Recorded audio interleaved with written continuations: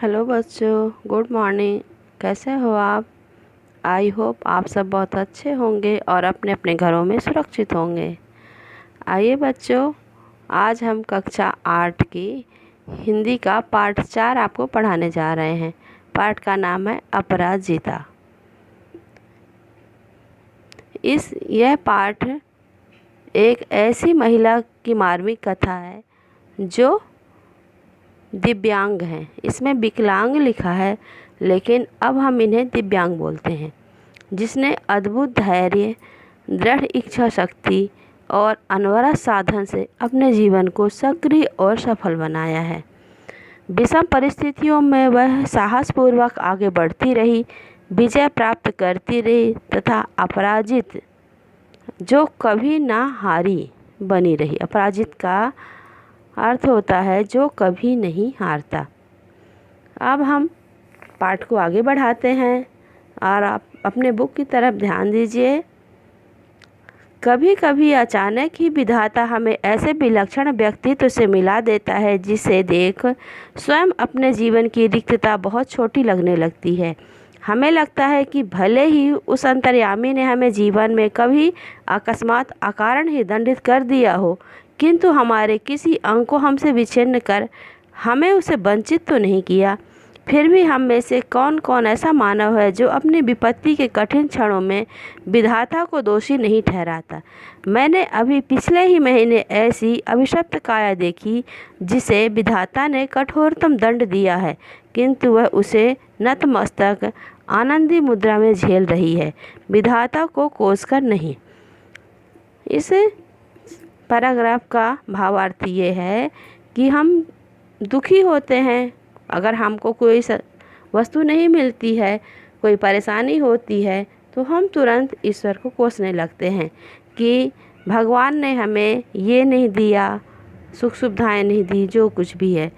लेकिन हम ईश्वर को धन्यवाद नहीं देते कि ईश्वर ने हमें ऐसी काया, ऐसा शरीर दिया है जिससे हम सब कुछ प्राप्त कर सकते हैं। आगे का चैप्टर देखो। वह कोठी का अहाता एकदम हमारे बंगले के अहाते से जुड़ा था।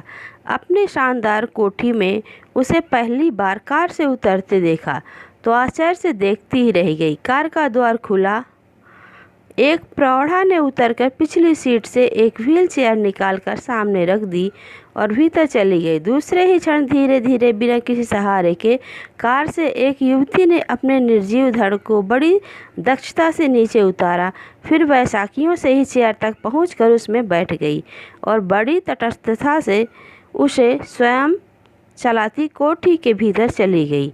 मैं फिर नित्य नियत समय पर उसका यह विचित्र आवागमन देखती रही और आश्चर्यचकित रह जाती, ठीक जैसे कोई मशीन बटन खटखटाती अपना काम किए चली जा रही है। यह एक जीवनी है ऐसे महिला की जो विकलांग है। अब उन्हें हम विकलांग नहीं, दिव्यांग बोलते हैं। आगे देखिए। धीरे धीरे मेरा उसे परिचय हुआ। कहानी सुनी तो दंग रह गई। नियत के प्रत्येक ठोकर आघात को अति अमानवीय धैर्य एवं साहस से झेलती वह वित्त भर की लड़की मुझे किसी देवांगना से कम नहीं लगी। मैं चाहती हूँ कि मेरी पंक्तियों को उदास आँखों वाला वह गोरा, उजले वस्त्रों से सुसज्जित लखनऊ का मेधावी युवक भी पढ़े, जिसे मैंने कुछ माह पूर्व अपनी बहन के यहाँ देखा था। वह IAS की परीक्षा देने इलाहाबाद आया था। लौटते समय किसी स्टेशन पर चाय लेने उतरा कि गाड़ी चल पड़ी। चलती ट्रेन में हाथ के कुल्हड़ सहित चढ़ने के प्रयास में गिरा और पहिए के नीचे हाथ पड़ गया। प्राण तो बच गए पर बायां हाथ चला गया। ठीक उसी विच्छिन्न भुज के साथ साथ मानसिक संतुलन भी खो बैठा। मैंने केवल हाथ खोकर ही उसे हथियार डाल दिए।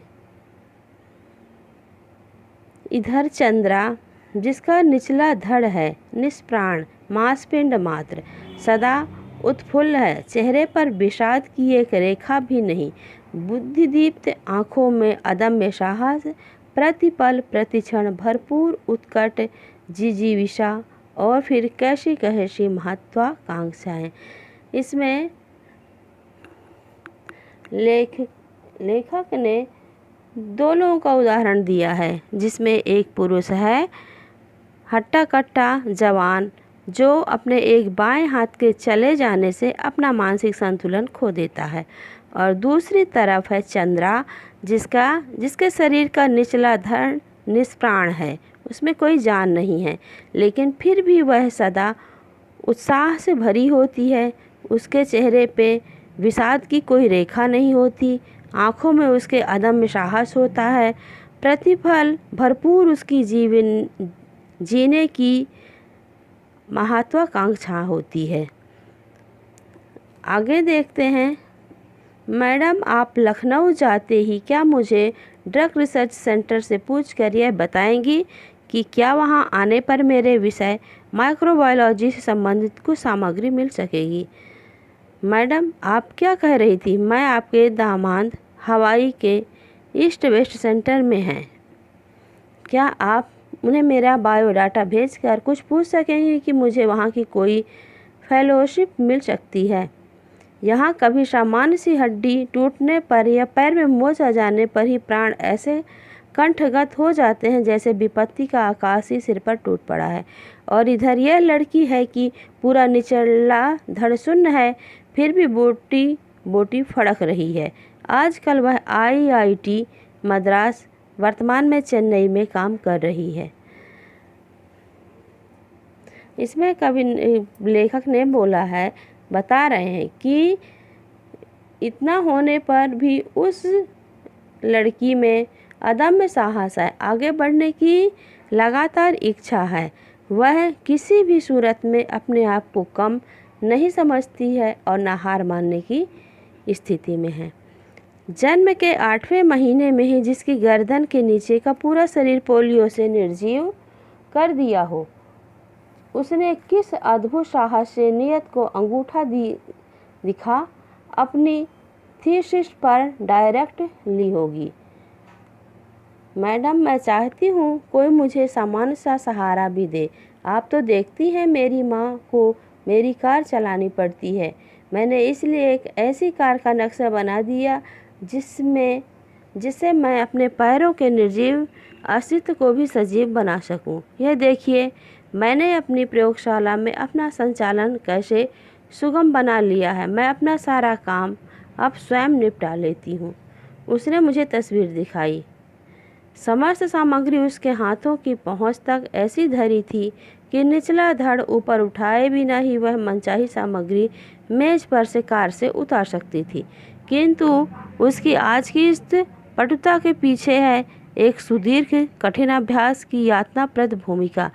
स्वयं डॉक्टर चंद्रा के प्रोफेसर के शब्दों में, हमने आज तक 2 व्यक्तियों द्वारा सम्मिलित रूप में नोबेल पुरस्कार पाते अपने ही विषय में सुना था, किंतु आज हम यह शायद पहली बार इस PhD के विषय में कह सकते हैं। देखा जाए तो यह डायरेक्ट भी संयुक्त रूप से मिलनी चाहिए।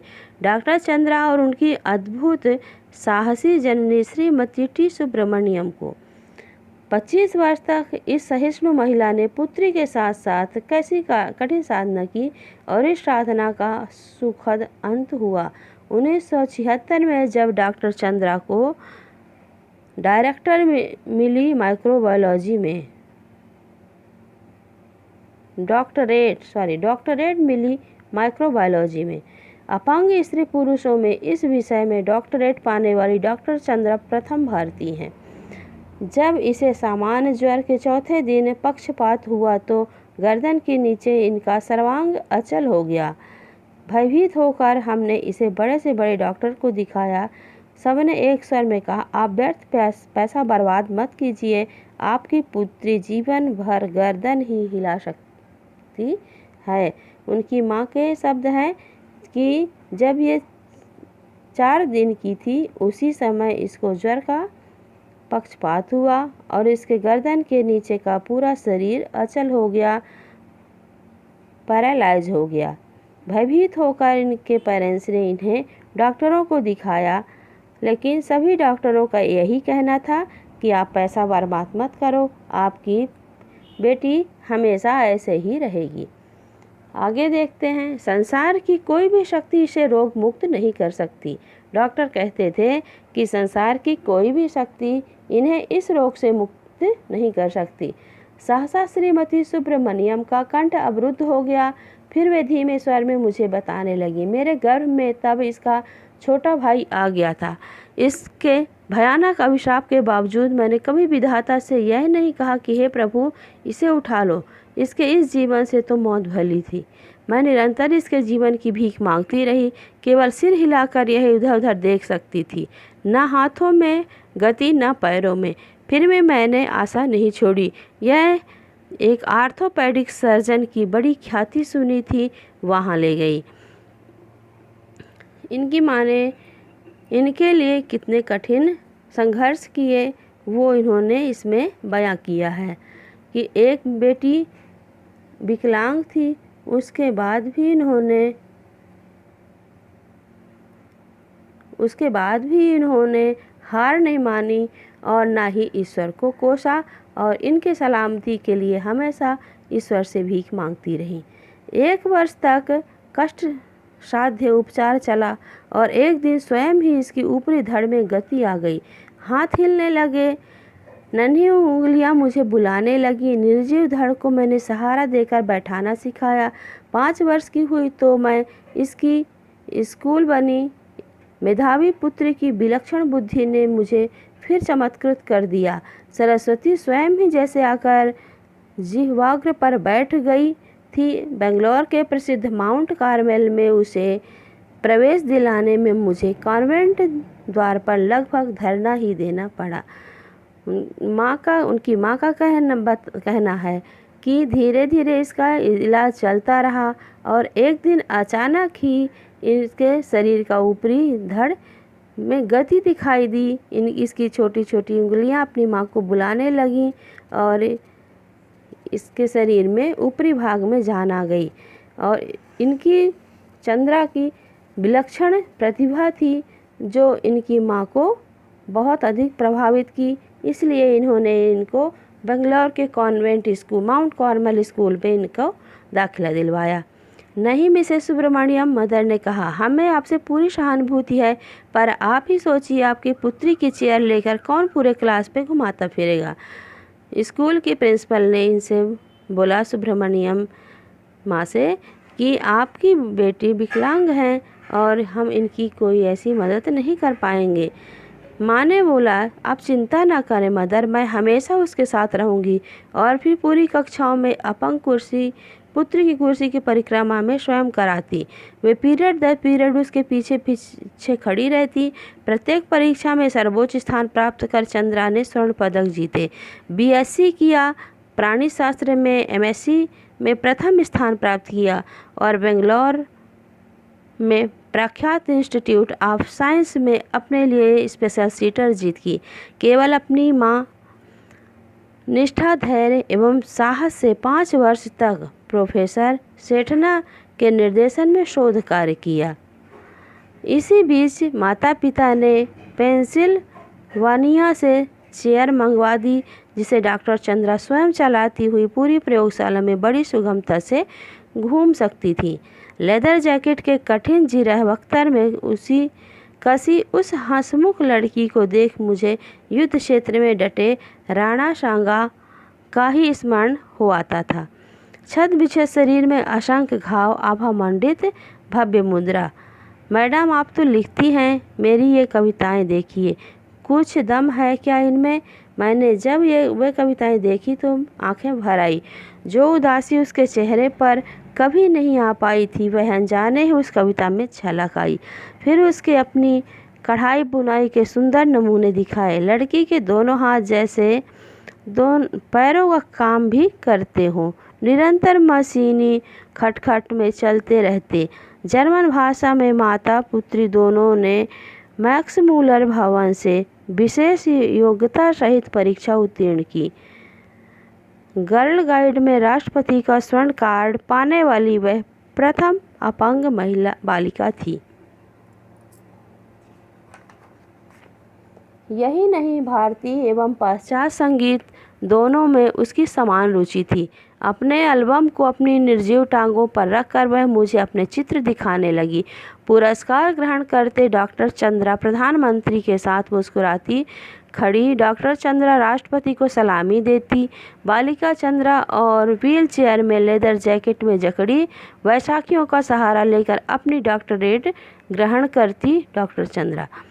मेरी बड़ी इच्छा थी कि मैं डॉक्टर बनूं। मैं अपंग डॉक्टर मेरी वर्गीज के सफल जीवन की कहानी पढ़ चुकी थी।